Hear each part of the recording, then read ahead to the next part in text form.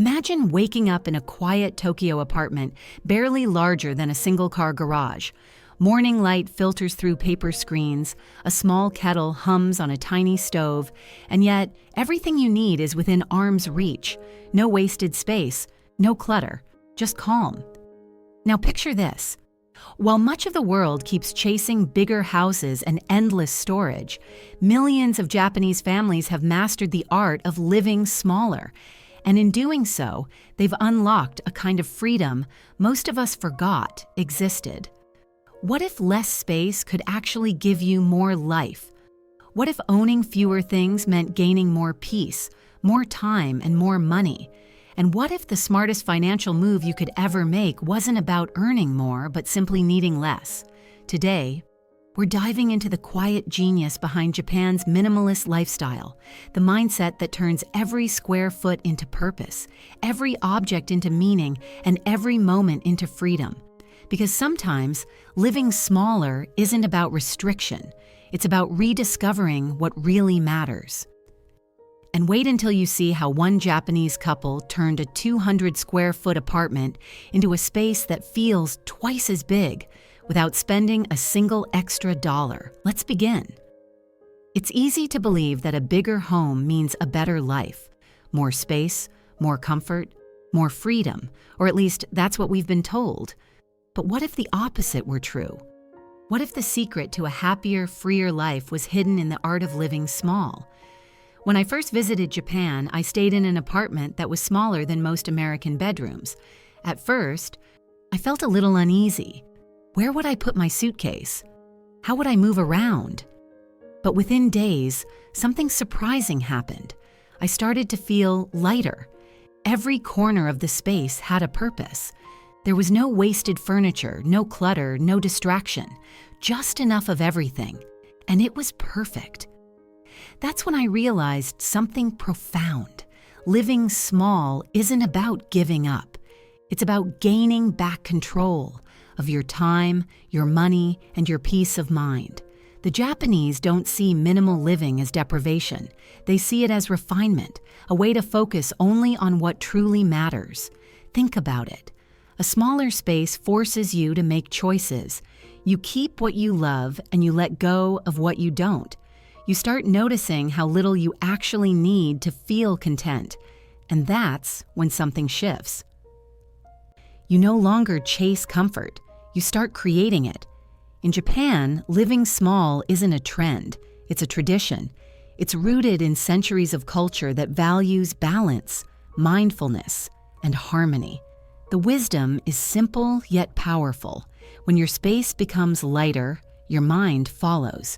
You begin to realize that more isn't always better. Sometimes it's just heavier. Living small isn't a limitation, it's liberation. It teaches us that comfort doesn't come from how much space we have, but from how intentionally we use it. So how did Japan turn this simple idea into a way of life? The answer lies deep within its culture, a philosophy that celebrates simplicity, not as scarcity, but as beauty itself. To understand why the Japanese have mastered the art of living small, you have to look beyond the walls of their homes and into the roots of their culture. For centuries, Japan has celebrated the beauty of simplicity through two timeless philosophies, wabi-sabi and ma. Wabi-sabi teaches the appreciation of imperfection, the crack in a teacup, the fading color of old wood, the way light falls unevenly across a room. It reminds us that beauty isn't about perfection or abundance, it's about authenticity. A minimalist home in Japan often reflects this mindset. Every object has a story, a purpose, and a quiet dignity. Nothing is there just to fill space. Then there's ma, the art of empty space. In Western culture, empty space can feel uncomfortable, like something is missing. But in Japan, space itself has meaning. It's the pause between notes in music, the silence between thoughts, the breathing room that gives life its rhythm. Japanese homes are designed with this principle in mind. Rooms flow naturally, furniture breathes, and emptiness becomes an invitation for peace. When I first stepped into a traditional Japanese home, I noticed how calm it felt. There were no grand decorations or loud colors, just balance. A single vase on a wooden table, a sliding door that opened to a small garden. It felt intentional, like every inch of that space had been thought through. It wasn't just a place to live, it was a place to be. In contrast, Western culture often glorifies accumulation, bigger homes, more furniture, endless storage. But in chasing more, we sometimes lose sight of meaning. The Japanese philosophy of simplicity asks us to pause and ask, does this bring me peace or just more noise?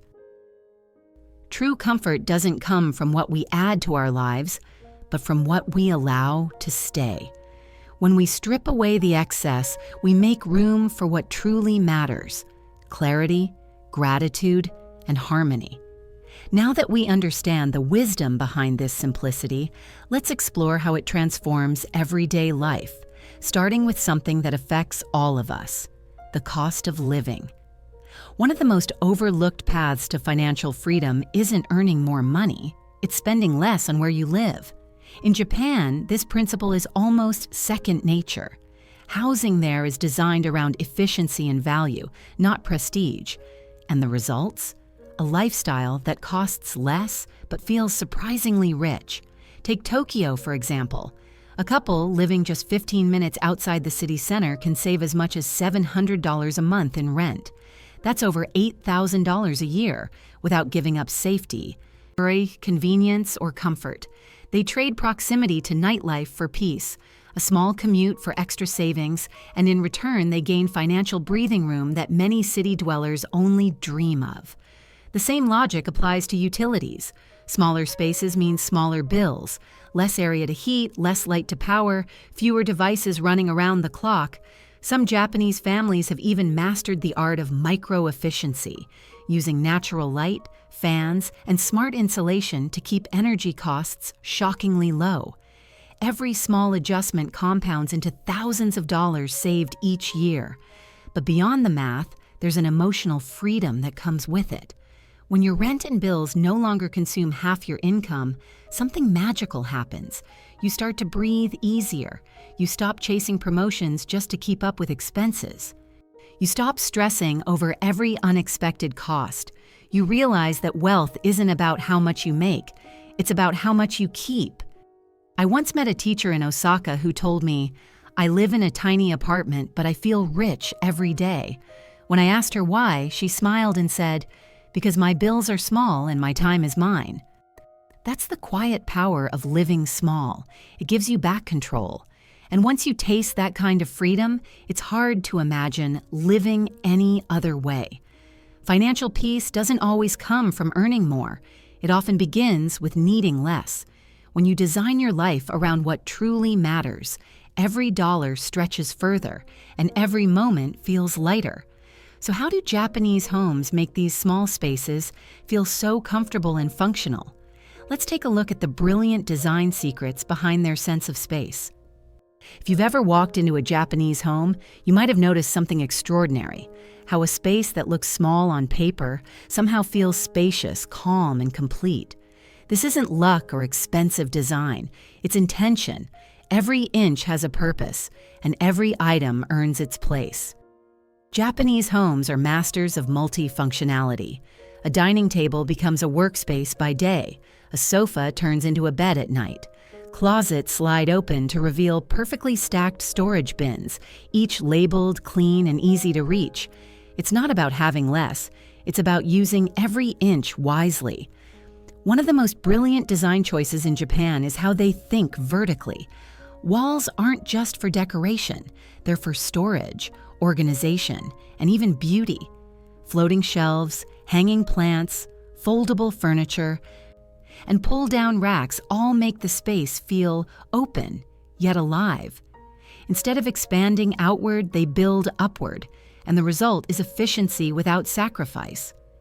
I remember visiting a family in Yokohama who lived in a 200-square-foot apartment. Their living room had a low table for meals, which could fold flat and slide under the bed when not in use. The bed itself lifted to reveal hidden storage compartments. Even their tiny balcony had a purpose. Herbs growing in neat rows, bringing freshness into the home. And yet, despite its size, the space felt warm, intentional, and even elegant. The beauty of efficient design isn't just visual, it's emotional. When you know where everything goes, you think clearer. When your surroundings are simple, your mind is too. A smaller, organized home can calm anxiety, boost focus, and make you feel more present in daily life. The Japanese don't fill their homes with things, they fill them with meaning, and that makes all the difference. Efficiency isn't about cramming more into less space, it's about removing what doesn't belong so what remains can shine. Now that we've seen how Japanese homes make the most of limited space, let's explore a deeper truth: why having less can actually help us live with more meaning. Minimalism in Japan isn't just a design choice, it's a mindset. It's not about owning less for the sake of austerity, it's about owning with intention. Every item that stays in a Japanese home serves a purpose, tells a story, or brings quiet joy. When I met Aya, a 52-year-old woman in Kyoto, she shared how minimalism completely changed her life. For years, she filled her home with decorations, furniture, and keepsakes from her travels. But the more she collected, the less peace she felt. "My house looked full," she said, "but I felt empty." One day, after watching a documentary about Japanese simplicity, she began letting go, one drawer at a time. Old souvenirs, duplicates, clothes she hadn't worn in years. It took her 6 months. When she finished, she said the strangest thing happened. Her house finally felt like a home. That's the quiet magic of minimalism. It doesn't just clear your space, it clears your mind. When you stop filling your home with things, you start filling your life with moments. You begin to savor small rituals, brewing tea in the morning, folding clothes with care, sharing quiet dinners with loved ones. Life slows down and suddenly the simplest routines feel meaningful again. In contrast, the Western world often confuses more with better. We chase upgrades, bigger screens, newer models, only to find ourselves constantly restless. Minimalism flips that script. It teaches us to find satisfaction not in addition, but in appreciation. Imagine walking into a room where everything you see matters. The table where your family eats together, the lamp that gives a soft evening glow, the one piece of art that reminds you of who you are. Nothing extra, nothing loud, just what's right. Minimalism isn't about less, it's about clarity. It's a quiet rebellion against the noise of modern life, a way of saying, "This is enough, and I am enough." And once your home and mind are in harmony, something unexpected happens. You begin to spend differently. Let's talk about how living small naturally transforms the way we buy, save, and enjoy. When you live in a smaller space, something remarkable begins to happen. You start to spend differently, not because you're forcing yourself to, but because your environment quietly changes the way you think. In Japan, impulse buying is rare not just because of discipline, but because of design. When every inch of space counts, you naturally ask before purchasing, where will this go? Do I truly need it? That one pause, one mindful question, can save thousands over the years. I met Daniel, an American who moved to Tokyo for work. Back home, he admitted to spending weekends browsing home stores just because. After 6 months in Japan, living in a compact apartment, he told me, "Now, when I see something I want, I ask myself what I'd have to remove to fit it. Most of the time, I walk away, and I feel good about it." That's the hidden genius of limited space. It teaches contentment. You stop buying to fill rooms, and you start buying to fulfill needs. Instead of chasing trends, you chase meaning. And the less clutter you have, the more visible your values become. There's also a psychological peace that comes from saying no. When you stop trying to own everything, you start feeling grateful for what you already have. You become more selective, not just with possessions, but with time, energy, and relationships. That shift doesn't just save money, it saves your sanity.